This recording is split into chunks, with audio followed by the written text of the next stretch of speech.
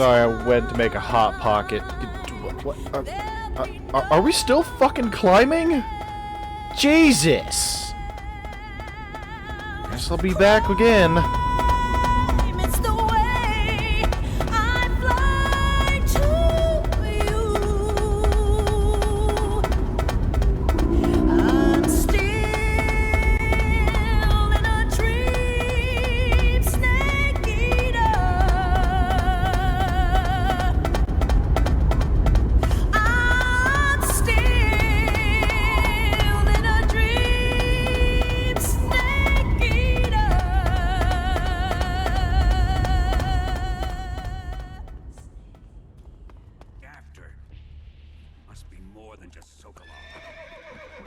America is out to destroy the Shagohod and get its hands on your inheritance. The Philosopher's legacy. Impossible. The legacy,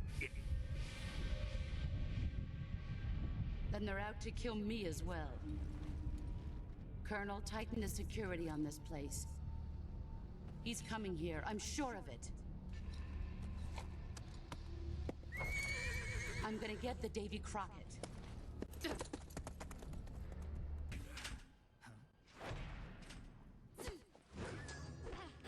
Snake's whole disguise here is a reference to another fan favorite character by the name of Raiden. And little Easter egg, if you kill the gentleman whose costume you stole and stuffed naked into a locker, if you kill him in the River of Stars as you come across later, he'll be naked. Is a reference to Metal Gear Solid 2, where for some reason Raiden spends a good chunk of time naked, holding his junk, doing cartwheels. So just don't look into it. It's fine. It's fine. Stay out of this.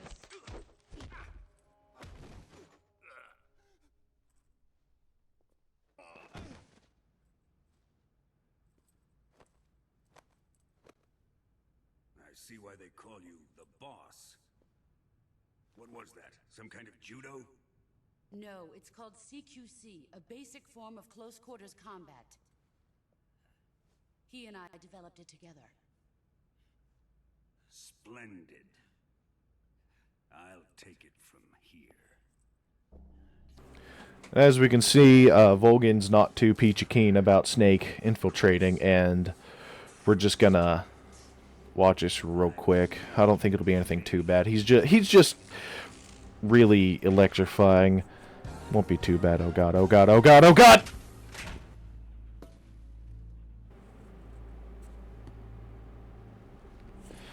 As we can see, Snake is being tortured violently by Volgin.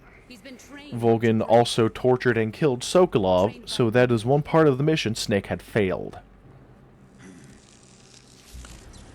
But the boss, trying to maintain her appearance of being a traitor, tries her best to stop Volgin and convince him to just kill Snake later so that they can get more information out of him. Call her what you want, but at least she's consistent. Divided up and hidden all over the world. And you're looking for a record of where all that money is hidden, right?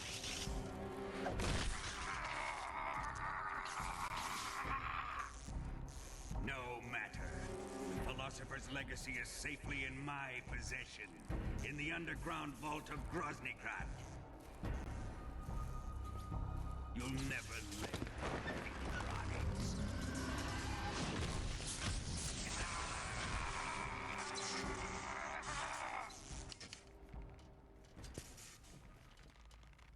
What's this? A transmitter? Who's responsible for this? I am. I planted it on him to keep track of his movements. Why? So the Cobras could ambush him. If they knew where he was gonna be, they wouldn't have gotten themselves slaughtered. It pains me to do this, boss, but under the circumstances, I'm afraid I must ask you to show me some proof that you and he were not in collusion. You don't trust me, is that it? Not that, but he is your apprentice. What do you want me to do? Let's see. Cut out his eyes. I don't like those blue eyes of his. There's nothing more important to a soldier than his eyes. You made him a soldier, and now you will unmake him. Yes, it'll make for a touching display. He's all yours. Do it! Ruin him, just as he did the Cobras.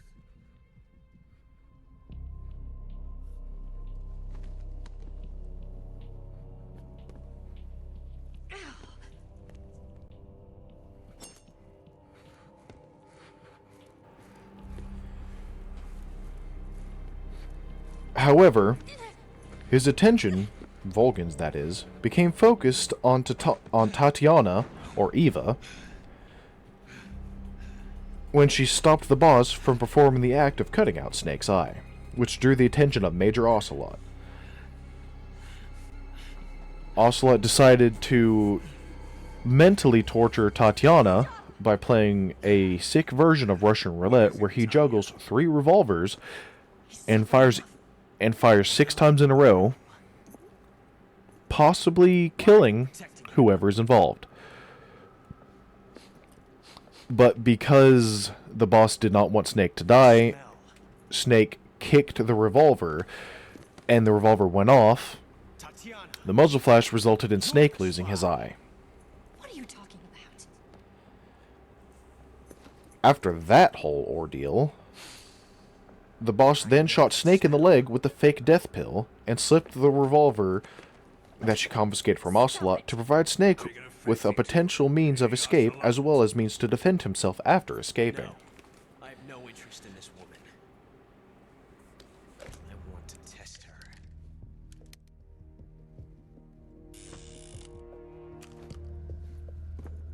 I'll let this be the judge. Do as you like. Here we go.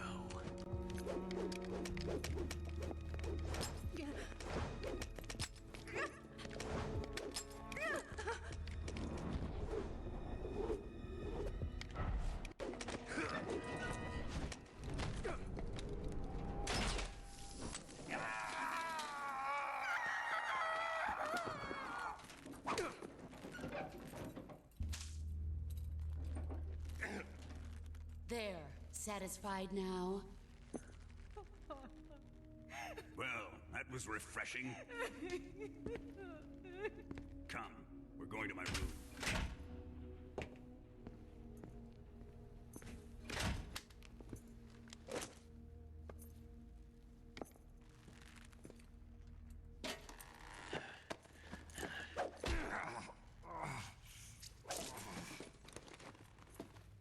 So you survived the Colonel's torture, eh?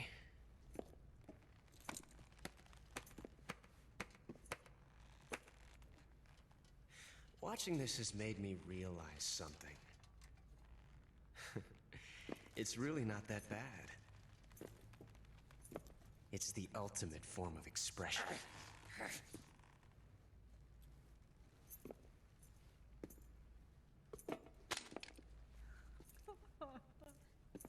You got lucky this time, Tatiana.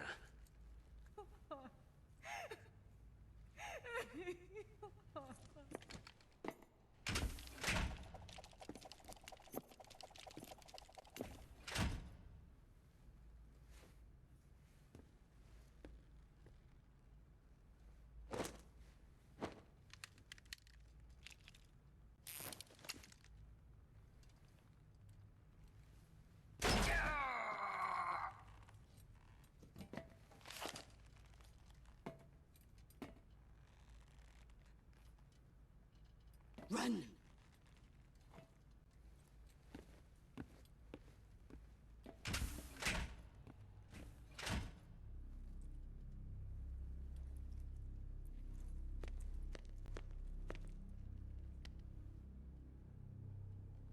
I've prepared an escape route for us.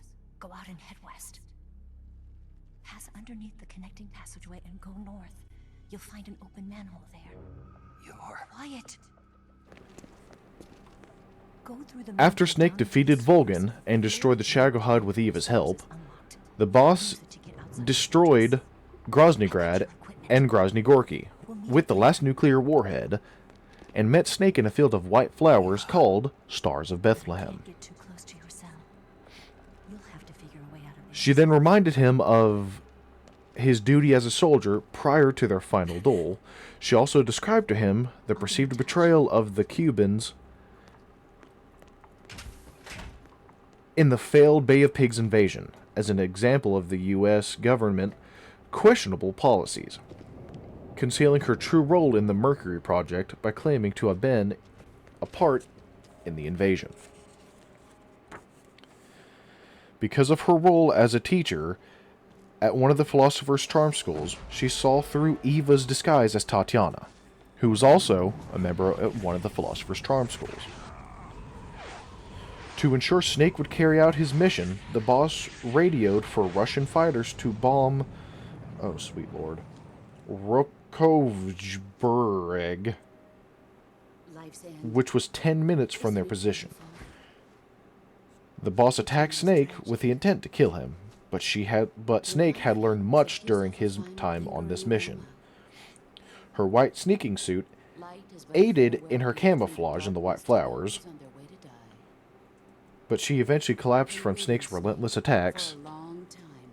But she continuously complimented on Snake's growth throughout the fight.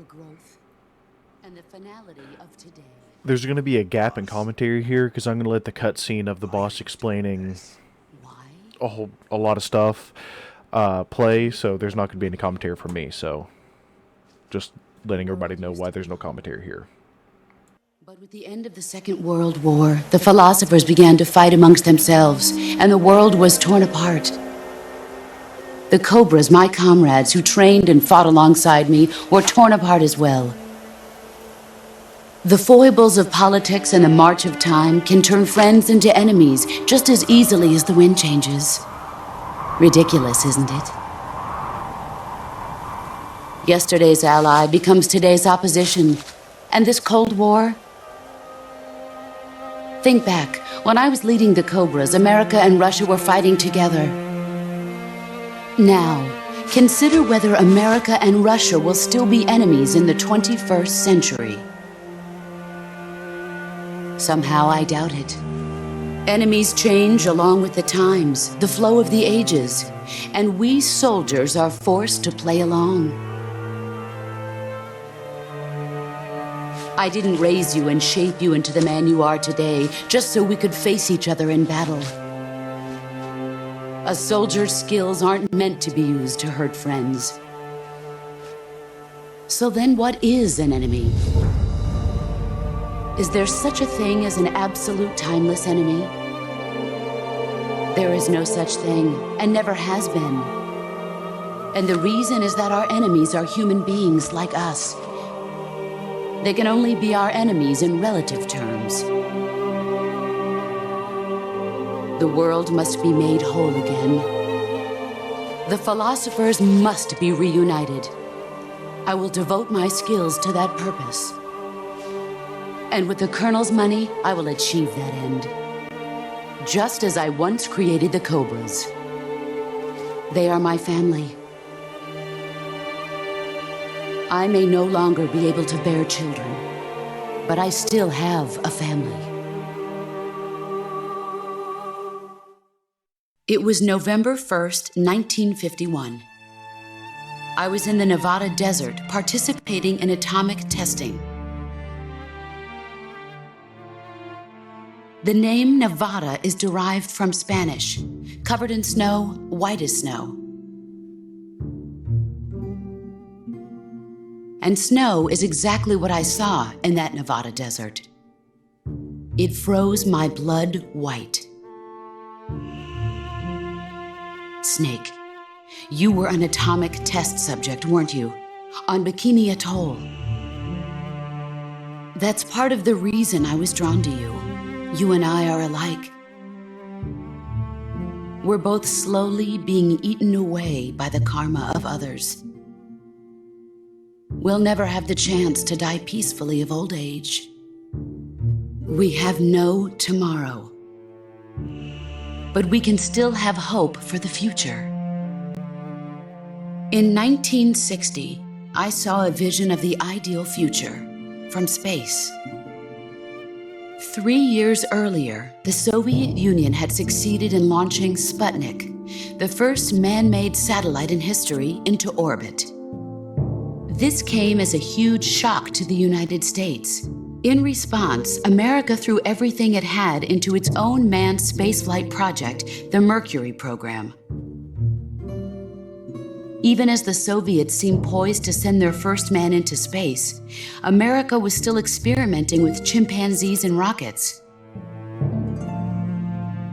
The government wanted human data, so they secretly decided to send a human being into space. I was the one they chose. At the time, they didn't have the technology to block out cosmic rays, and whoever they sent up would inevitably be exposed to heavy radiation. That's why they chose me. After all, I'd already been irradiated once. Of course, you won't find any of this in the history books. I could see the planet as it appeared from space. That's when it finally hit me. Space exploration is nothing but another game in the power struggle between the US and the USSR. Politics, economics, the arms race, they're all just arenas for meaningless competition. I'm sure you can see that, but the Earth itself has no boundaries. No East, no West, no Cold War.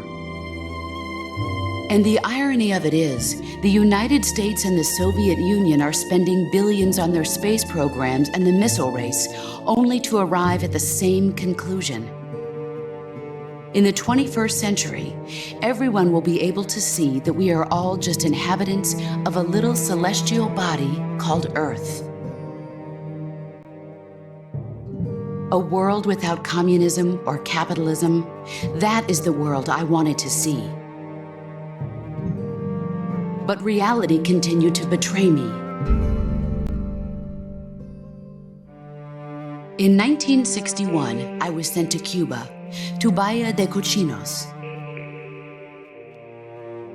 It was part of a CIA-sponsored invasion under the guise of taking Cuban exiles back to their country. But the US government betrayed them. Our weak-kneed president held back their air support. Defenseless, the exiles were annihilated by the Cuban army. All I could do was watch in silence. I was set up by the very country I'd sacrificed so much for, by the very government I dedicated my life to defending. I was driven from the surface world, and I went underground. Then, 2 years ago, I faced the Sorrow, my old comrade in battle. He was my friend. But one of us had to die. I was left with no choice. The Sorrow gave his life for me. There is no enmity between us. One must live, and one must die. That was the mission. The ones who gave me that mission were the philosophers. Early in the 20th century, the true holders of power in the United States, the Republic of China, and the newly formed Soviet Union gathered together in a secret meeting that would later be known as the Wiseman's Committee. The secret pact they formed there marked the beginning of the philosophers. But the last of the original members died in the 1930s. After that, the organization began to run out of control, and the Wiseman's Committee degenerated into a mere shell of its former self. The philosophers of today have no sense of good or evil. Their influence extends to countries and organizations involved in every aspect of every war. They have become war itself. That's how they operate. The sacrifices of war cause a shift in the times. This shift leads to renewed conflict and in turn triggers the next war. Like a nuclear chain reaction, each conflict sparks countless others, forming an endless spiral that will continue on for eternity. Do you understand what I'm saying, Snake? By consuming me and you, the philosophers intend to keep that cycle going forever. It was my father who explained all of this to me. He was one of them. You see, I am the last remaining child of the philosophers. But after he revealed the truth, my father was killed by that same shapeless, formless organization. And my father isn't the only thing the philosophers have taken from me. In June of 1944, the Cobras and I took part in the landing at Normandy. We'd been given a top-secret mission to locate and destroy enemy V-2 rocket installations. I was pregnant at the time. The sorrow was the father. I gave birth on the field of battle. A beautiful baby boy. But my child was snatched away from me by the philosophers.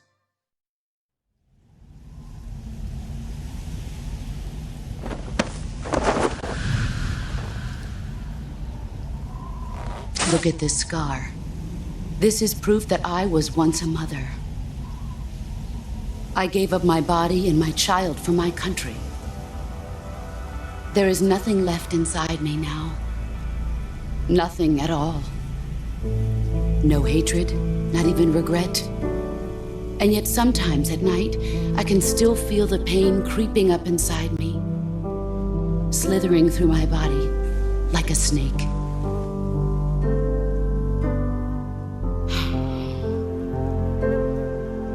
I've never talked this much about myself before. Thanks. Thanks for listening to me.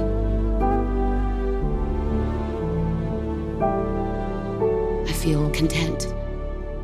Snake, commence the operation. I raised you. I loved you. I've given you weapons, taught you techniques, endowed you with knowledge. There is nothing more for me to give you. All that's left for you to take is my life, by your own hand.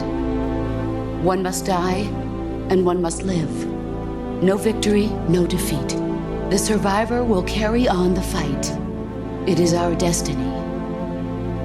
The one who survives will inherit the title of boss. And the one who inherits the title of boss will face an existence of endless battle. I'll give you 10 minutes.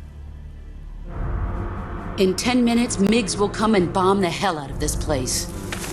If you can beat me in less than 10 minutes, you'll be able to escape in time.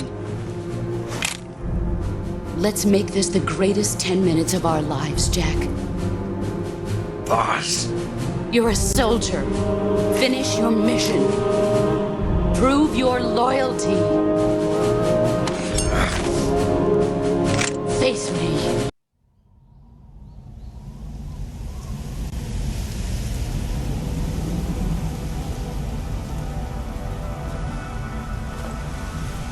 After falling at the hands of her disciple, she passed the microfilm containing the Philosopher's legacy. Take this. Keep it She safe. then handed Snake her weapon, called the Patriot, asking him to finish her off and finish his mission. It's our only Snake hope. reluctantly obliged.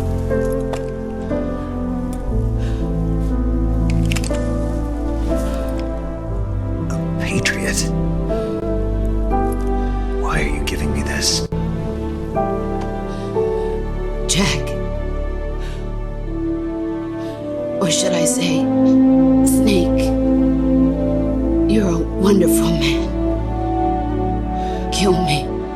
Kill me now. do it.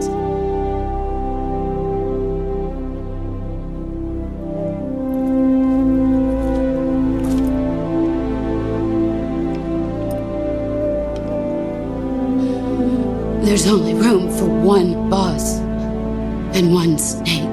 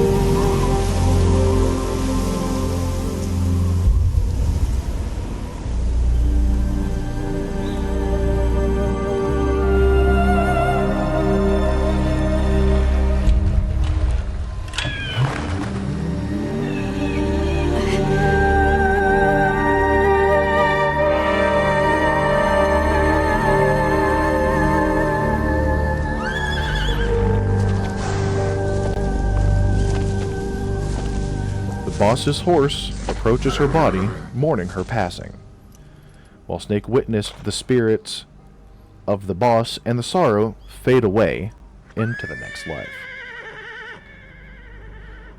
Prior to her death, the boss had explained part of the truth of her mission to Eva, who later told Snake. She also told Eva and Ocelot to not kill or aid in killing Snake, which explains some of Ocelot's actions during the mission. In the end, she had left everything in the hands of her most trusted friend, soldier, and disciple, Snake.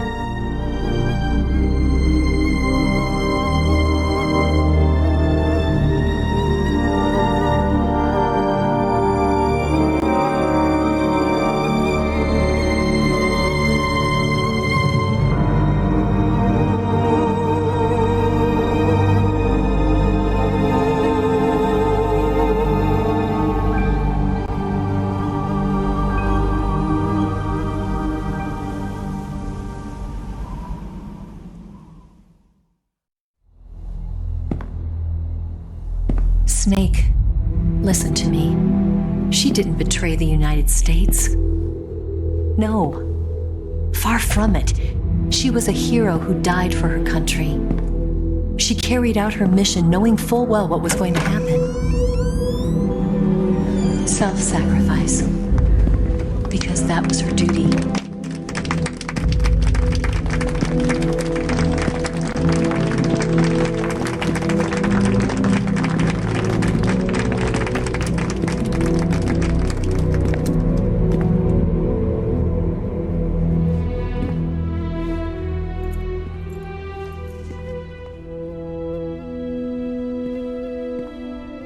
You are above even the boss.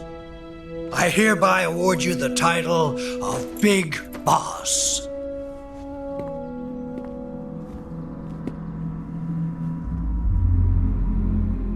You are a true patriot.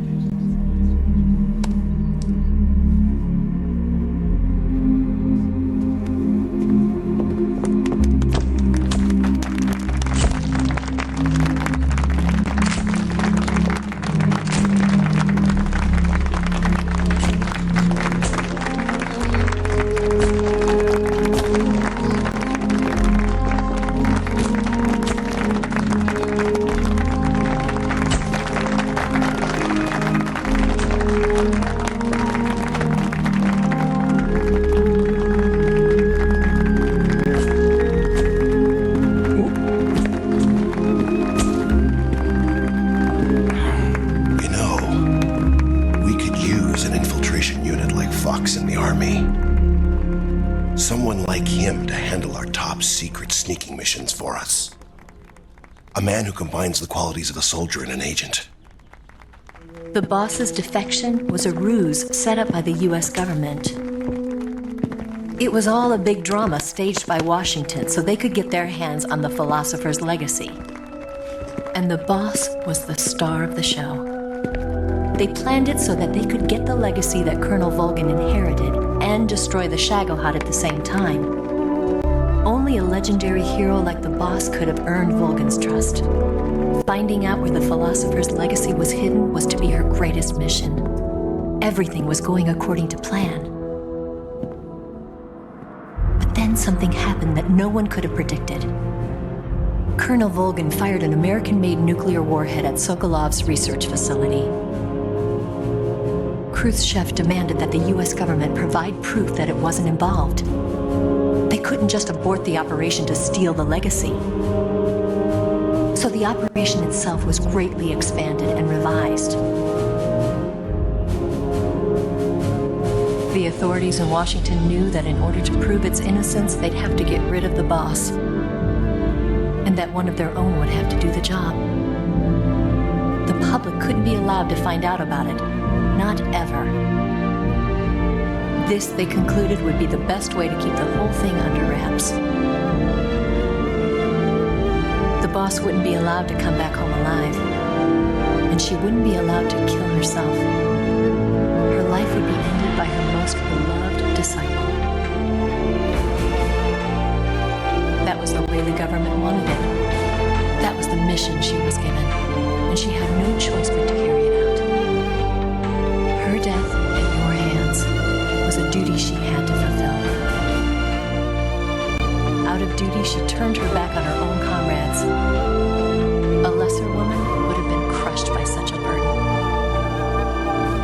The taint of disgrace will follow her to her grave. Future generations will revile her. In America as a despicable traitor with no sense of honor. And in Russia as a monster who unleashed a nuclear catastrophe. She will go down in official history as a war criminal. And no one will ever understand her. That was her final mission. And like a true soldier, she saw it through to the end. But I think she wanted you, of all people, to know the truth. She wanted to live on in your memory. Not as a soldier, but as a woman. But she was forbidden to tell you herself. And that's why she told me. Snake, history will never know what she did. No one will ever learn the truth. The boss's grave was placed in Arlington National Cemetery in Virginia. Snake would pay his respects by placing a bouquet of Stars of Bethlehem and the Patriot at her grave, despite her officially being labeled a traitor and a war criminal with the intention of her being remembered. That way, as part of her mission and her reputation, on her grave read, "In memory of a patriot who saved the world." The boss's legacy would live on through Snake, who would try his best to fulfill her mission of uniting the world as one.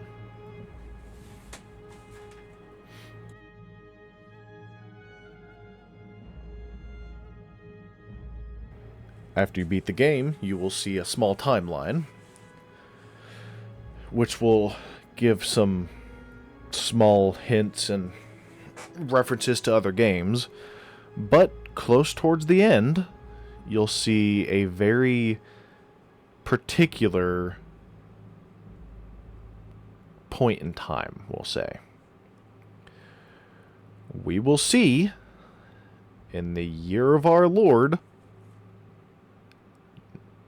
Waiting for the credits to catch up.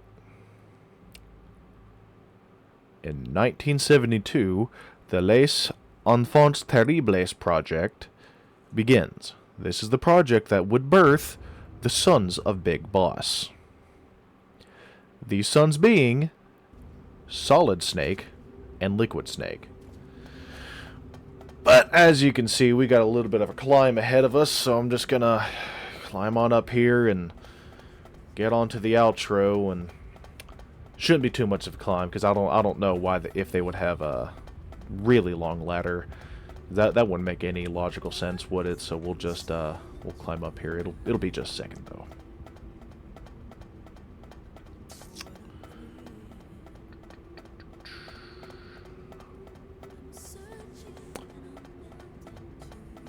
Alright, I guess it's going to be a little bit longer, so I'm just going to check my phone here.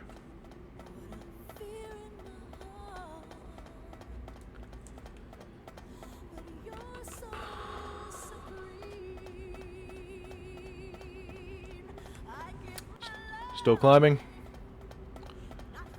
Yep, he's still climbing.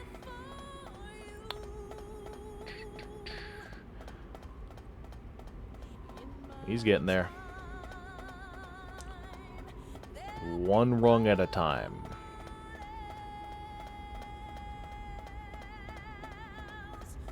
Little by little. Man is a real trooper. Because this is a tall-ass ladder. Almost as if there should be a little cutscene here, or a loading screen or something. I don't know why anybody in their right mind would put a 3-minute ladder climb in a game. But hey, it probably saves, keeps you immersed in the game and keeps you going. So I'm just gonna fill the little void here. But hey, we're at the top anyway. Thank you for like, commenting, and subscribing. Hope you all enjoy. Thank you very much.